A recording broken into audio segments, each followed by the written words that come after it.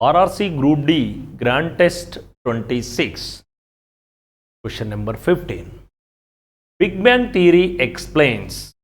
Big Bang సిద్ధాంతము దేనిని వివరిస్తుంది?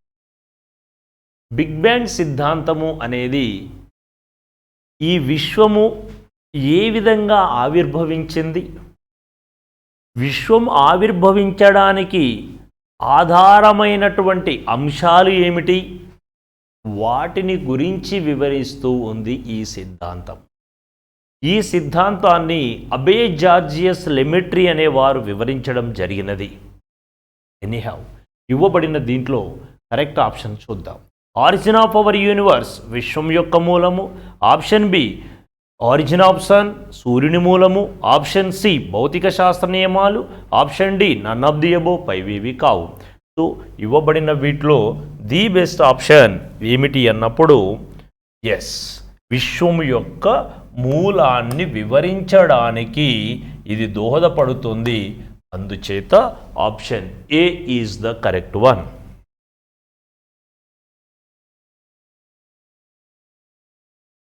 Question number 26. A heater rated 2.5 kilowatt when connected to a 250 volts supply will draw a current of value.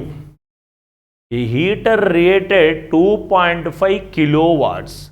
హీటర్కు 250 వోల్ట్ల సరఫరాతో అనుసంధానించబడినప్పుడు 2.5 కిలోవాట్ల rating ఉన్న దాని యొక్క విద్యుత్ ప్రవాహం విలువ ఎంత? ఇక్కడ ఇవ్వబడినది ఏంటి అంటే పవర్ ఇచ్చారు, వోల్టేజ్ ఇచ్చారు, అయితే కరెంట్ ఎంత ఫైండ్ అవుట్ చేయమంటున్నాం. So P is equal to 2.5 kilowatts. Kilo means 1000. 2.5 kilo means 1000 watts, so which is equal to 2500 watts. 2500 watt. Next one, voltage V is equal to 250 volts. Then P is equal to, we know, VI. Power P is equal to VI. ఒకవేళ ఇక్కడ direct formula గుర్తు లేకపోతే మనకు basic formula idea ఉంది. Power P is equal to work done by time. Work done by time. Work here work done పని. Work done W is equal to, దీన్ని ఎలా చెప్పొచ్చు అంటే electric potential V is equal to W by Q. Then W is equal to VQ. So therefore W ప్లేస్లో ఏం రాయాలి? VQ by T. మరి Q by T అంటే ఏమని చెప్పాలి? Electric current. అందుచేత VIN నోట్ చేయాల్సి ఉంటుంది. P ఈజ్ ఈక్వల్ టు ఎంత ఇచ్చారు? 2500 watts is equal to voltage 250 volts into I. Therefore 250 ones are 250 tens are. Therefore, I is equal to 10 amperes. Electric current I is equal to 10 ampere. అందుచేత option B is the correct one here.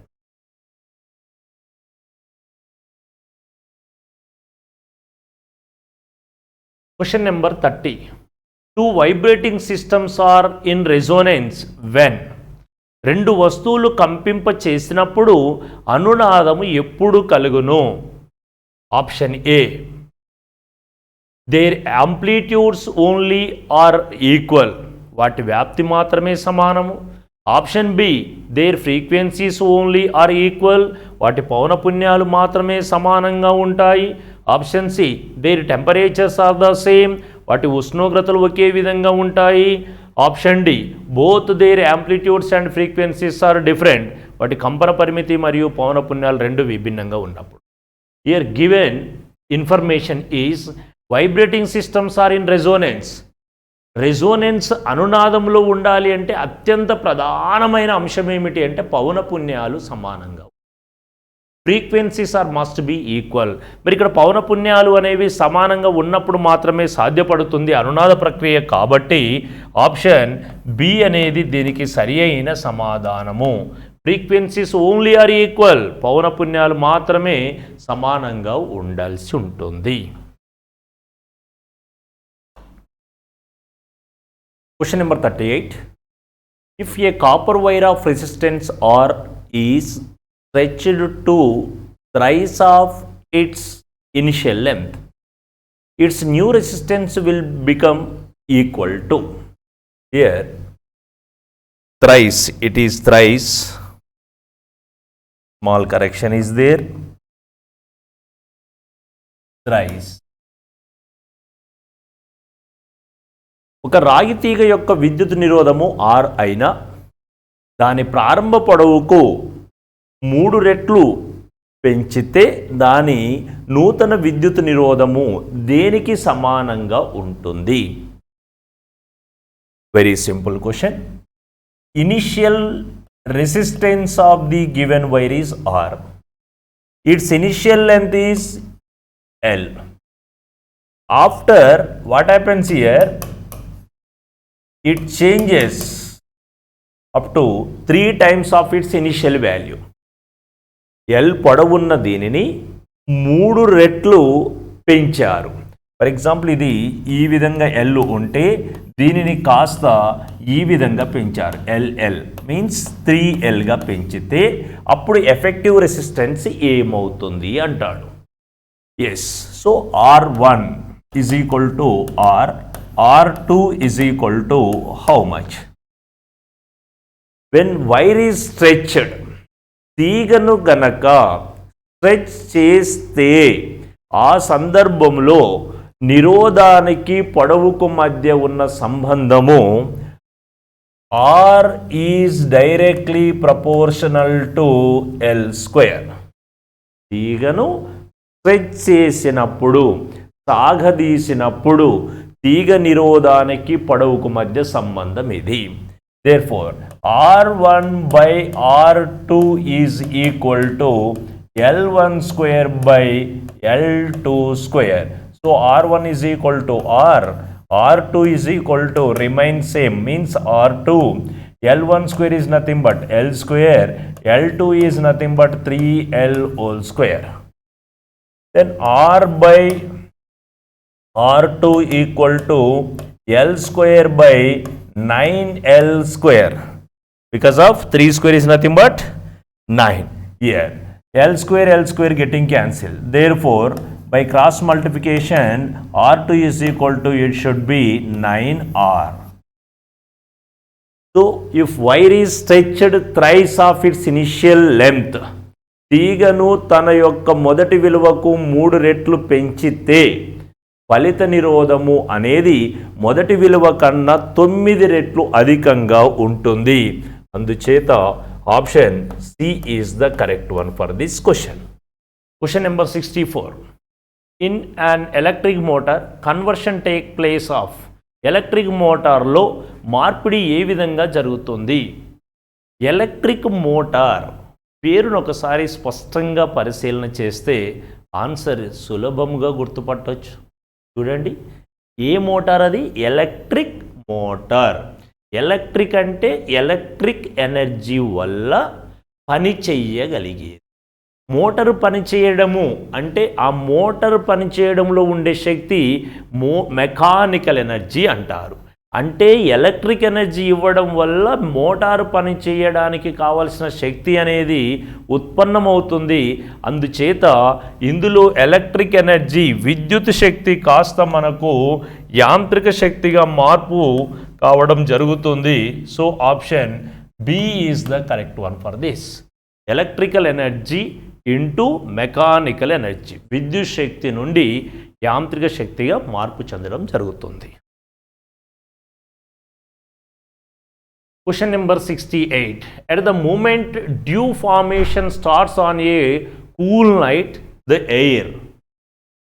Option. ఒక చల్లని రాత్రి వేళలో తుషారము ఏర్పడేటప్పుడు గాలి. Option A must lose all water vapour. Option A నీటి ఆవిరిని కోల్పోతుంది. Option B must remains unsaturated, అసంతృప్తిలో ఉండాలి. Option C must get mixed up with some other vapour, కొన్ని ఇతర ఆవిర్లతో కలపాలి. Option D must become saturated, సంతృప్తమై ఉండాలి. ఎగ్జాక్ట్లీ. సో ఇక్కడ ఈ ప్రాసెస్ జరగాలి అంటే ఫార్మేషన్ ఆఫ్ డ్యూ, తుషారము ఏర్పడేటప్పుడు ఇక్కడ గాలి అనేది సంతృప్త స్థితిని కలిగి ఉండాల్సి ఉంటుంది. So option D is the correct one, must become saturated. If the scale of temperature is degree Fahrenheit instead of degree Celsius, the value of specific heat will be, again, if the scale of temperature is degree Fahrenheit instead of Celsius, the value of specific heat will be, ఉష్ణోగ్రత యొక్క ప్రమాణము సెల్సియస్కు బదులుగా degree Fahrenheit అయితే నిర్దిష్ట ఉష్ణోగ్రత విలువ ఎంత? ఉదాహరణకు ఇక్కడ ఇవ్వబడిన ఇన్ఫర్మేషన్ ఒకసారి పరిశీలిద్దాం. వాస్తవికంగా తీసుకోవాల్సింది ఏంటి? సెల్సియస్. కానీ ఇక్కడ తీసుకున్న విషయం ఏమిటి? ఫారెన్హీట్. అంటే ఒక విషయాన్ని సెల్సియస్లో చెప్పండి అంటే వాళ్ళు ఫారెన్హీట్లో చెప్పారు. ఉదాహరణకు నీటి యొక్క మరిగే స్థానము 100 డిగ్రీ సెల్సియస్ అది చెప్పాలి. కానీ దాని బదులుగా ఏం చెప్పారు? 100 డిగ్రీ ఫారెన్హీట్ అని చెప్పారు. అయితే అది నిర్దిష్ట ఉష్ణోగ్రత విలువ ఏ విధంగా ఉంటుంది? మరి ఎక్కువ అవుతున్నట్ట తక్కువ అవుతున్నట్ట అనే విషయాన్ని పరిశీలిస్తే సెల్సియస్ ఫారెన్హీట్ స్కేల్ మధ్య సంబంధము T is equal to 5/9 into F plus 32. T is equal to 5/9 into F minus, T is equal to 5/9 into F minus 32.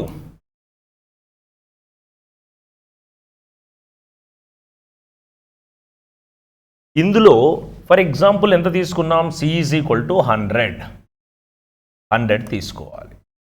C is equal to 100 is equal to 5/9 into F minus 32. Then 5 1s are 5 2s are 0, 9 2s are 180 plus 32, how much? 180 is equal to F minus 32. Therefore F is equal to 180 minus, it should be plus, so 212 degree Fahrenheit. అంటే సెల్సియస్లో 100 విలువ అనేది 212 degree Fahrenheit. But ఇక్కడ చెప్పాల్సింది 100 degree Celsius అయితే దాన్ని ఎందులో చెప్పాము? Fahrenheit అని చెప్పాము. మరి ఇది విలువ తీసుకోవాల్సిన దానికంటే ఏమైపోయిందండి? విలువ అనేది ఏమవుతుంది? 100 డిగ్రీ సెల్సియస్లో చెబితే ఆ విలువ 212 ఫారెన్హీట్కి సమానం. బట్ మనము సికి బదులుగా కనుక ఎఫ్ రాసాము అనుకోండి, ఆ విలువ ఇంకా ఏమైపోతుంది? తగ్గిపోయే అవకాశం ఉంది. 212 ఎక్కువ 100 ఎక్కువ అంటే 212 ఎక్కువ. బట్ ఇక్కడ ఏం రాసాము? 100 రాసాం. కాబట్టి విలువ ఏమవుతుంది? తగ్గుతుంది. కాబట్టి ఇందులో ఆప్షన్ తక్కువగా ఉంటుంది. So option C less.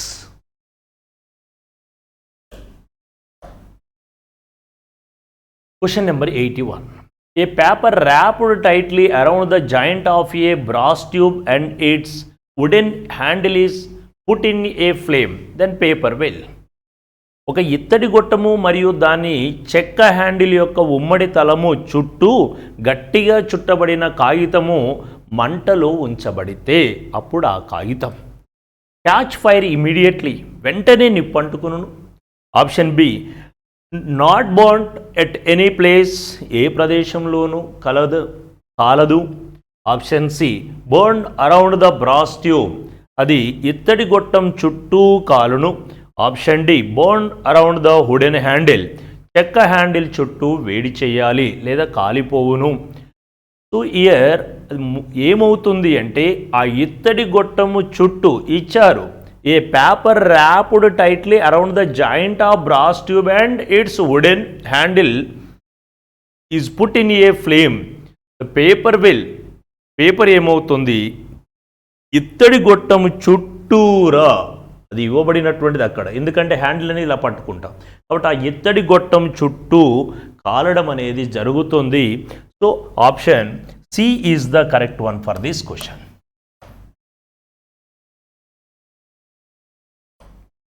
Question number 84. Magnetic flux is expressed in. అయస్కాంత అభివాహమును ఇందులో తెలియచేస్తారు. Option A dynes. డైన్ అనేది బలానికి ప్రమాణం అండి. ఆప్షన్ బి ఐర్స్టడ్, అది మ్యాగ్నెటిక్ ఫీల్డ్ ఇంటెన్సిటీ, అయస్కాంత క్షేత్ర తీవ్రతను చెప్పడానికి వాడతారు. ఆప్షన్ బి గాస్, ఇది అయస్కాంత క్షేత్ర అభివాహ విలువను చెప్పడానికి వాడతారు. Next one weber. ఎస్, ఈ యొక్క వెబర్ అనే దీనిని అయస్కాంతం యొక్క అభివాహాన్ని తెలియచేయడం కోసం ఉపయోగిస్తారు. So option D is the correct one for this. నమస్కారం sir, welcome to IAC Institute. Now we are discussing chemistry rank test for RRC Group D. Now ఇందులో 26 చూసినట్లయితే సల్ఫర్ డయాక్సైడ్ బ్లీచెస్ కలరింగ్, అంటే ఇక్కడ సల్ఫర్ డయాక్సైడ్ను bleaching ఏజెంట్గా use చేస్తూ ఉంటాం. అది ఏ విధంగా పనిచేస్తుంది అంటే చూడండి, ఆక్సిడేషనా రిడక్షనా అంటున్నాడు. Sulphur dioxide when reacts with water it produces H2SO3 plus 2 nascent hydrogens, 2 హైడ్రోజన్లను విడుదల చేస్తుంది. ఆ హైడ్రోజన్ మనకు బ్లీచింగ్ ఏజెంట్గా పనిచేస్తుంది. అంటే ఇక్కడ హైడ్రోజన్లను హైడ్రోజన్లు కలిపి బ్లీచింగ్ చేస్తుంది, అంటే రంగును పోగొడుతుంది. హైడ్రోజన్ కలిపి రంగును పోగొడుతుంది అంటే హైడ్రోజన్లను కలపడాన్ని రిడక్షన్ అంటారు, అనగా క్షయకరణము. Reduction is the answer. ఇక్కడ చూడండి ఏమన్నాను, ఇప్పుడు సల్ఫర్ డయాక్సైడ్ హైడ్రోజన్లు కలిపి రిడక్షన్ చేస్తుంది, అనగా హైడ్రోజన్లు కలపడం అంటే ఏంటండి, రిడక్షన్, క్షయకరణం. అదే క్లోరిన్ ఉంటుంది, క్లోరిన్ వాటర్ ఏం చేస్తుంది అంటే HCl ప్లస్ HOClగా మారుతుంది. క్లోరిన్ వాటర్ ఈ HOCl ఏం చేస్తుంది అంటే HCl ప్లస్ నాస్కెంట్ ఆక్సిజన్, నవజనిత ఆక్సిజన్ను విడుదల చేస్తుంది. క్లోరిన్ వాటర్ ఏమో ఆక్సిజన్ కలిపి బ్లీచింగ్ చేస్తుంది, అనగా క్లోరిన్ వాటర్ ఏమో ఆక్సిజన్ కలిపి బ్లీచింగ్ చేస్తుంది, అనగా ఆక్సిజన్ కలిపి అడిషన్ ఆఫ్ ఆక్సిజన్, ఆక్సిజన్ కలపడాన్ని ఏమంటారు, ఆక్సీకరణం. అంటే క్లోరిన్ వాటర్ ఒక విరంజనకారి. ఏ విరంజనకారి? ఆక్సీకరణ ప్రక్రియ ద్వారా విరంజనం చేస్తుంది. మరి సల్ఫర్ డయాక్సైడ్ వాటర్ ఏ విధంగా పనిచేస్తుంది? విరంజనం చేస్తుంది, కానీ ఏ ప్రక్రియ ద్వారా? క్షయకరణ ప్రక్రియ, రిడక్షన్ ప్రాసెస్. ఇదేమో oxidation process. Next question sir చూడండి. The first organic compound which was prepared in the laboratory, మనకు అమ్మోనియం సైనేట్ను వేడి చేసి అమ్మోనియం సైనేట్ను రైట్ ఓలర్ అనే సైంటిస్ట్ వేడి చేసినప్పుడు ఇతను యూరియాను ప్రిపేర్ చేశాడు. NH2C double bond O NH2 అనే ఆర్గానిక్ కాంపౌండ్ను ప్రిపేర్ చేశాడు. First organic compound prepared in the laboratory is urea. ఎవరు తయారు చేశారు? ఓలర్. తయారు చేసిన సమ్మేళనం ఏది? యూరియా. ఎక్కడి నుంచి తయారు చేశాడు? The first organic compound prepared in the laboratory is urea from ammonium cyanate through rearrangement reaction. అదే రీఅరేంజ్ కావడం జరిగింది, ఎందుకంటే ఇక్కడ N2COH4 దీని మాలిక్యులర్ ఫార్ములా.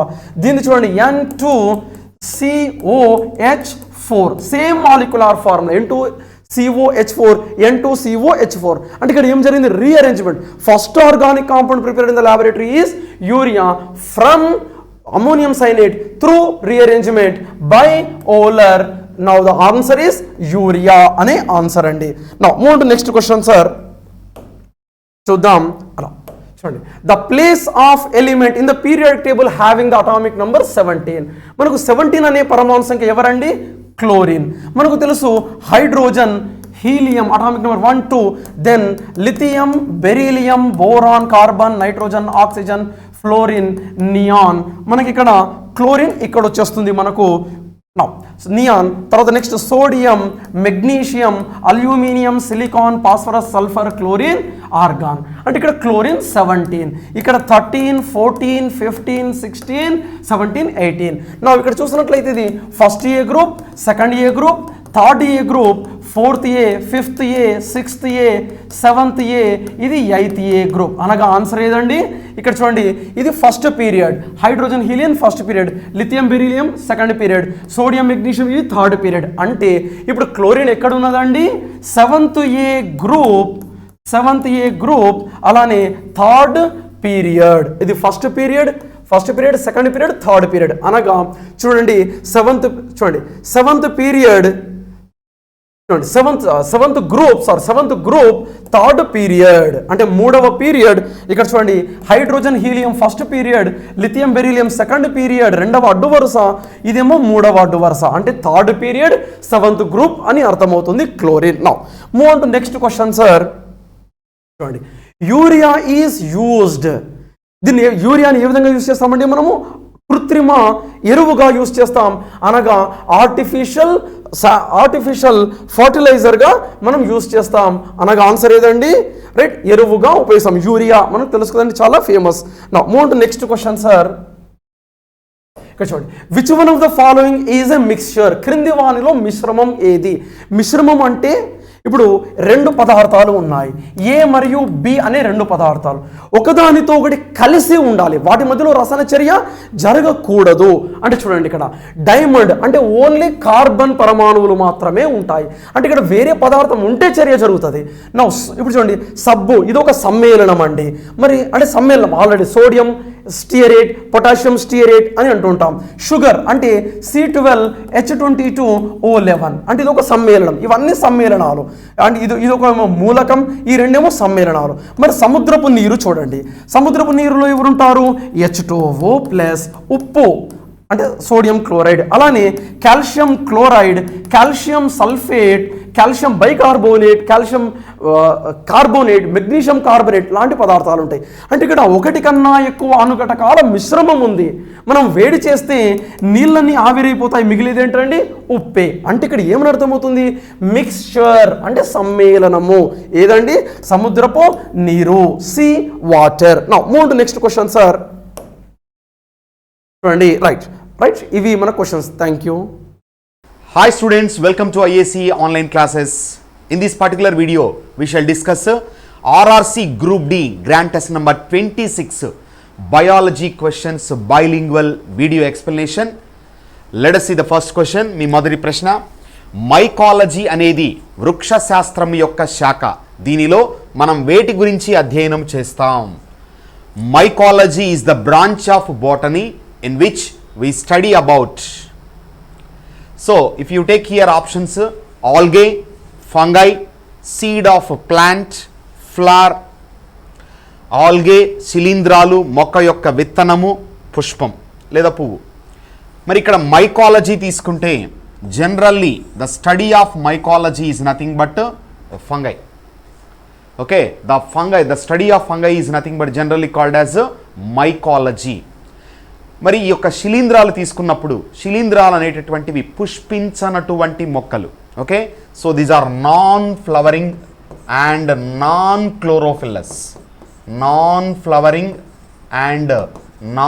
క్లోరోఫిల్లస్ ప్లాంట్స్. ఓకే, పుష్పరహిత, తర్వాత పత్రహరితము లేనటువంటి మొక్కలనే మనం ఏమంటాం? శిలీంధ్రాలు. Okay, so non flowering non chlorophyllous plants. And ఇలాంటి పుష్పాలు లేనటువంటి మొక్కలను మనం ఏమని పిలుస్తాము? క్రిప్టోగ్యామ్స్ అని పిలుస్తారు. Cryptogams. Okay, so cryptogams.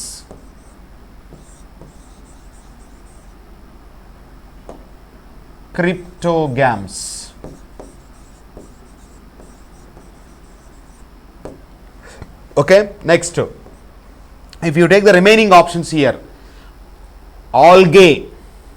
Okay, now option B is the right answer. And if you take the remaining options, A algae, శైవలాలు, C seed of plant, D flower. Now the study of algae is called phycology.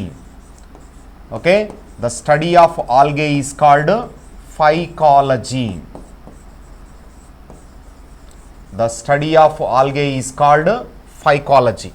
Then the seed of a plant, మొక్క యొక్క విత్తనం, మరి విత్తనము యొక్క అధ్యయనాన్ని ఏమంటారు? స్పెర్మాలజీ. The study of seed is nothing but spermology. The study of seed is called spermology. Okay, then the study of flower is called anthology.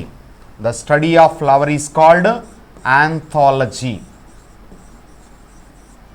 Okay, ఒక్కొక్కసారి దీనిని మనము ఫ్లోరికల్చర్ అని కూడా పిలుస్తారు.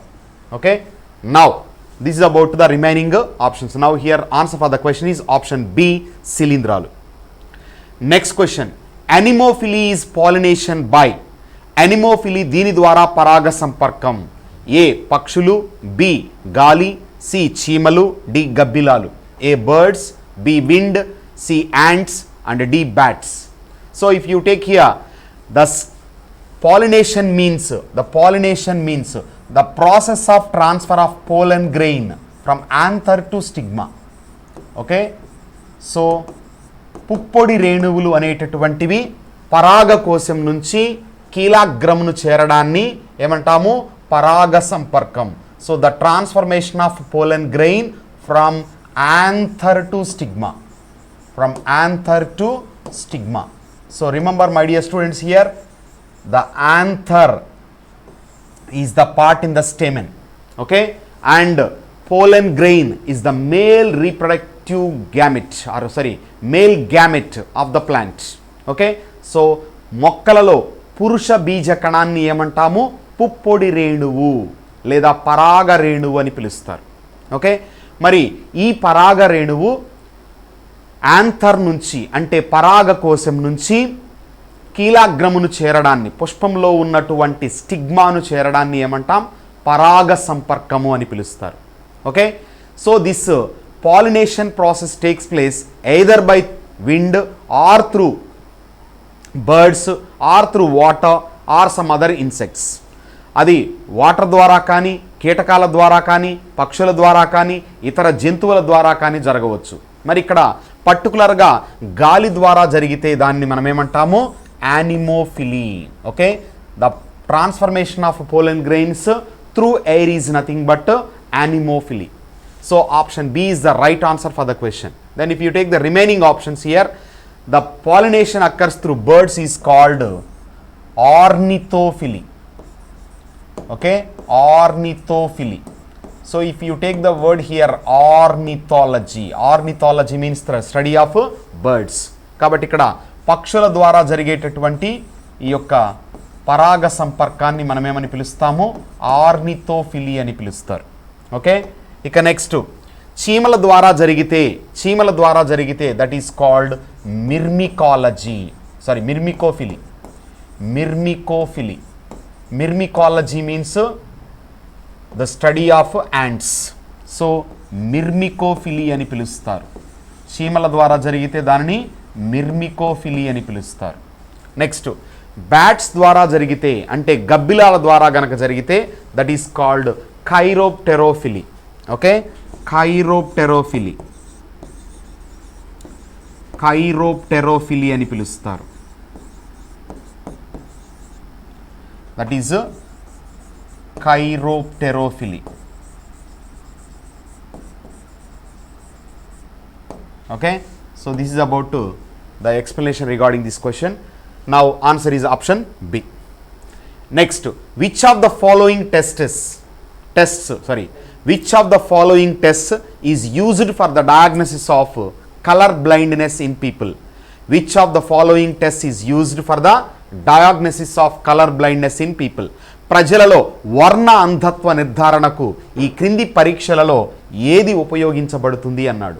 సో ఇక్కడ వర్ణాంధత్వ పరీక్షను, colour blindness, this colour blindness, దీనిలో ప్రధానంగా the primary colours like BGR means blue, green, red. ఓకేనా, నీలము, ఆకుపచ్చ, ఎరుపు, ఈ ప్రాథమిక రంగులను గుర్తించలేనటువంటి పరిస్థితి ఉంటుంది. సో కాబట్టి ఇక్కడ ఈ ప్రాథమిక వర్ణాలను గుర్తించలేనటువంటి జన్యుపరమైన వ్యాధినే మనం ఏమని పిలుస్తాము? Colour blindness. If a person is unable to identify the basic or the primary colors like blue, green and red, then the person is said to be suffering from a genetical disorder called color blindness. Okay, మరి ఇక్కడ ఈ colour బ్లైండ్నెస్ను నిర్ధారించుకోవడానికి ఏ పరీక్షను నిర్వహిస్తారు అంటే the test which is used for the diagnosis of colour blindness is nothing but Ishihara test. Okay, so this Ishihara test, option A is the right answer for the question. Remember, this Ishihara test is basically for the diagnosis of colour blindness. ఓకేనా? ప్రత్యేకించి రంగులను మనము identify చేయడం ద్వారా ఇక్కడ ఇచ్చినటువంటి ప్రాథమిక రంగులను గుర్తించలేని పరిస్థితి వల్ల ఈ కలర్ బ్లైండ్నెస్ అనేటువంటి నిర్ధారణ జరుగుతుంది. ఓకేనా? సో కాబట్టి ఇక్కడ answer is option A. And if you take the remaining Widal test is used for diagnosis of this what to say called typhoid. So మా టైఫాయిడ్ వ్యాధిని నిర్ధారించడానికి వైడల్ టెస్ట్ను చేస్తారు. Then if you take ELISA test is used for identification of the viral infection. మనము HIV infection కానీ then other viral infections like corona virus కానీ ఇలాంటి వాటికి సంబంధించి మనము వాడతాము. And the full form of ELISA is enzyme linked immunosorbent assay. So remember here, enzyme linked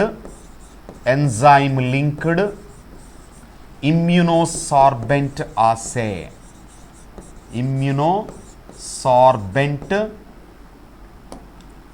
Sorbent assay. That is the full form of ELISA. Okay, so enzyme linked immunosorbent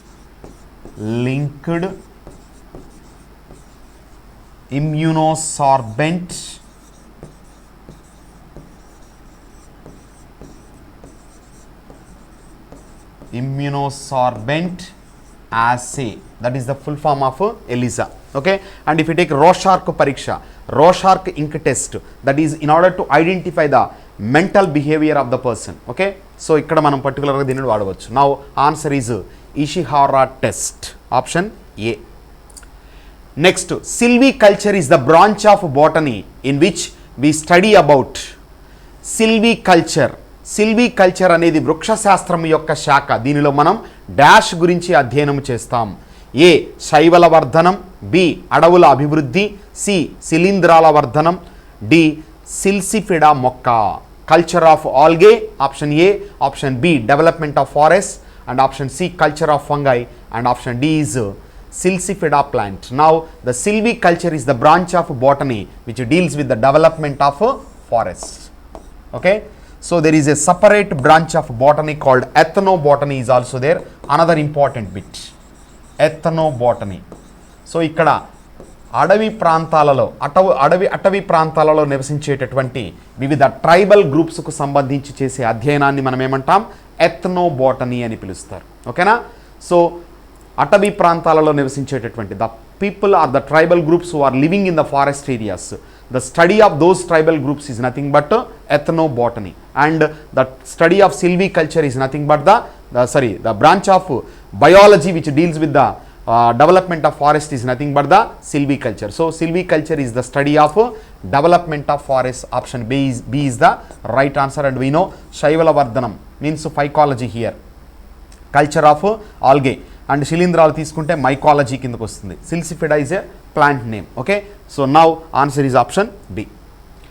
Branch of biology in which we study about cultivation of flowers plants. పువ్వుల మొక్కల యొక్క అంటే పుష్పించే మొక్కల యొక్క పెంపకం గురించి మనం అధ్యయనం చేసే జీవశాస్త్ర శాఖ ఏది అంటున్నాడు. ఓకే, సో ఇక్కడ branch of biology which deals with the cultivation of flowering plants is nothing but floriculture. Okay, floriculture. So పుష్పాలకు సంబంధించి మొక్కల యొక్క పెంపకంను అధ్యయనం చేయడంలో మనము ఈ యొక్క ఫ్లోరికల్చర్ను ఉపయోగిస్తాం. Okay, agronomy means the study of agriculture. Okay, botany means you know the study of plants. Clear? So the floriculture, option B is the right answer for the question.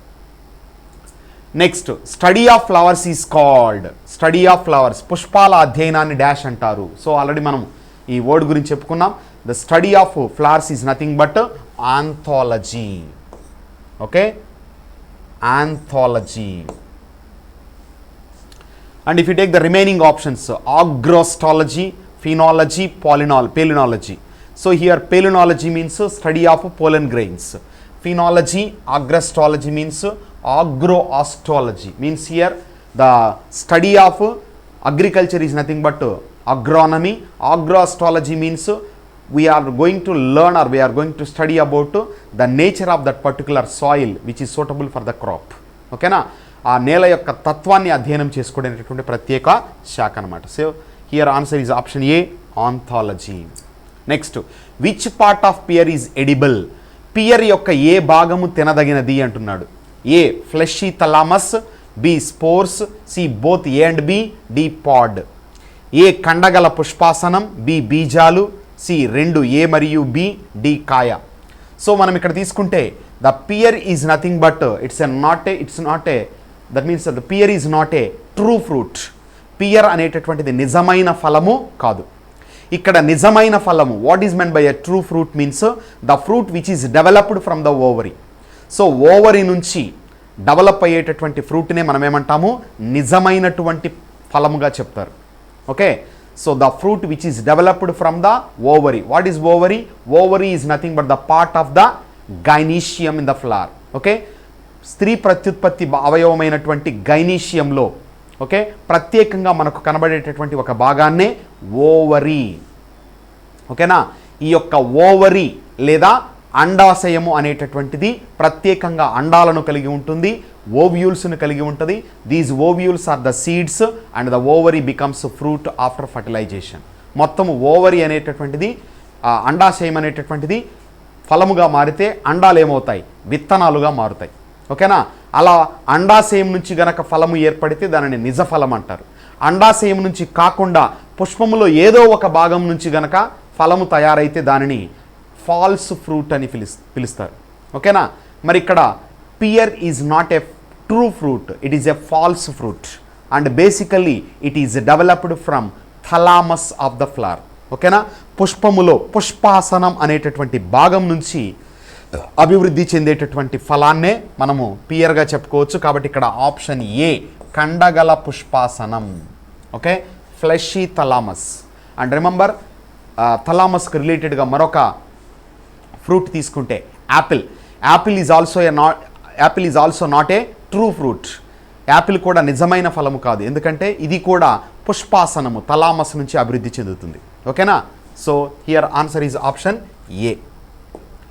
Next, red blood corpuscles is produced into.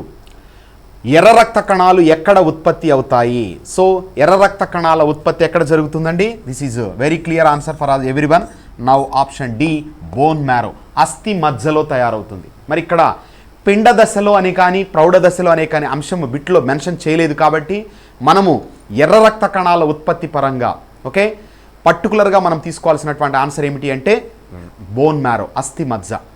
అదే బిట్లో గనక ప్రౌఢ దశ అని కానీ పిండ దశ అని కానీ mention చేస్తే మాత్రం in the embryonic stage the liver and spleen both are involved in the production of this red blood cells. Okay, so పిండ దశలో ప్లీహము మరియు కాలేయము రెండు కూడా ఎర్ర రక్త కణాల ఉత్పత్తిలో పాల్పంచుకుంటాయి. And remember one more important bit, the production of RBC is called erythropoiesis. Okay, ఎర్ర రక్త కణాల యొక్క ఉత్పత్తిని మనం ఏమంటాము, ఎరిథ్రోపాయిసిస్ అంటారు. అదే production of blood is called haemopoiesis. రక్తము యొక్క ఉత్పత్తిని ఏమంటాము హీమోపాయిసిస్. ఎర్ర రక్త కణాల ఉత్పత్తిని ఏమంటాము ఎరిథ్రోపాయిసిస్.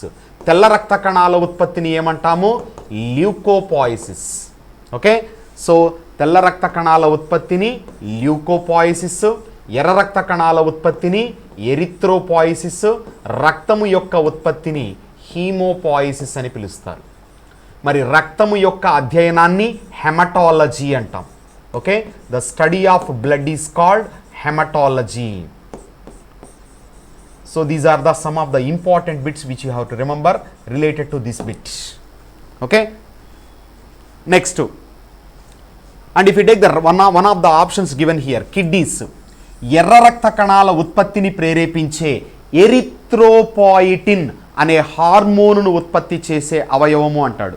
So the hormone that stimulates the production of RBC is nothing but erythropoietin.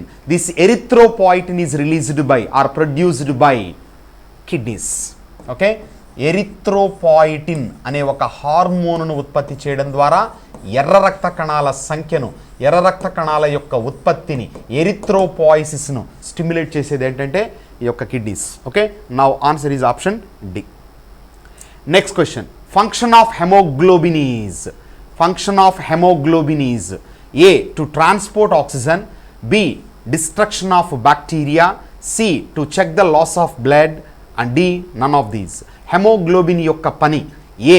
Oxygen రవాణా చేయడం, B. బ్యాక్టీరియా నాశనం, C. రక్తము యొక్క నష్టాన్ని తనిఖీ చేయడం, D. వీటిలో ఏదీ లేదు. So now here the function of haemoglobin is to transport oxygen. Okay, option A is the right answer for the question. And if you take this hemoglobin, hemoglobin is the combination of two important components. Here heme represents iron, okay, and the globin is nothing but a protein. So iron and protein both combine together to form this hemoglobin. And remember, this hemoglobin is also called oxidizing pigment. Oxidizing pigment. Oxidizing pigment, oxy శ్వాసవర్ణకము. Okay, so this is శ్వాసవర్ణకముగా పిలుస్తారు. శ్వాసవర్ణకముగా పిలువబడేది ఏంటండి? Haemoglobin. Okay, and it gives red colour to the blood, రక్తానికి ఎరుపు రంగునిస్తుంది ఇది. ఓకేనా? Then one more important bit here related to this, if the haemoglobin decreases in the blood, that is called or that leads to a condition called anaemia. Haemoglobin యొక్క స్థాయి రక్తంలో తగ్గిపోతే ఆ పరిస్థితిని మనం ఏమంటాము? అనీమియా అంటాం. One more bit here, iron లోపం వల్ల వచ్చే వ్యాధిని ఏమంటారు అంటాడు. సో ఐరన్ లోపం వల్ల వచ్చేదన్నా కూడా, ఓకేనా, హెమోగ్లోబిన్ తరుగుదల వల్ల వచ్చేదన్నా కూడా ఏమవుతుంది? అనీమియా అవుతుంది. Okay, so the deficiency of iron causes anaemia, and decrease in the levels of haemoglobin also causes anaemia. Then one more important bit here from the NCERT book. Okay, what is that bit? If there is abnormal decrease in the levels of hemoglobin due to genetical disorder, okay na, జన్యుపరమైనటువంటి లోపాల వల్ల haemoglobin అసాధారణంగా పడిపోతే ఆ పరిస్థితిని లేదా ఆ వ్యాధిని మనం ఏమంటాము అంటే thalassaemia. Okay, thalassaemia. So thalassemia is the condition where there is abnormal decrease in the levels of hemoglobin due to genetical disorder. Okay, so these are the important bits we have to remember related to this bit or related to hemoglobin. Now here answer for the question is option A. Next, when 2 drops of iodine solution are put on a food substance, we get blue black color. This indicates the presence of, 2 చుక్కల iodine ద్రావణాన్ని ఆహార పదార్థం మీద ఉంచినప్పుడు మనకు నీలం నలుపు రంగు వస్తుంది. ఇది దేని ఉనికిని సూచిస్తుంది అంటున్నాడు. Here options are proteins, fats, vitamins, starch. So the iodine solution is basically used to test the presence of starch. పిండి పదార్థాన్ని పరీక్షించడానికి మనం దేనిని ఉపయోగిస్తాము? అయోడిన్ను ఉపయోగిస్తాం. ఓకేనా?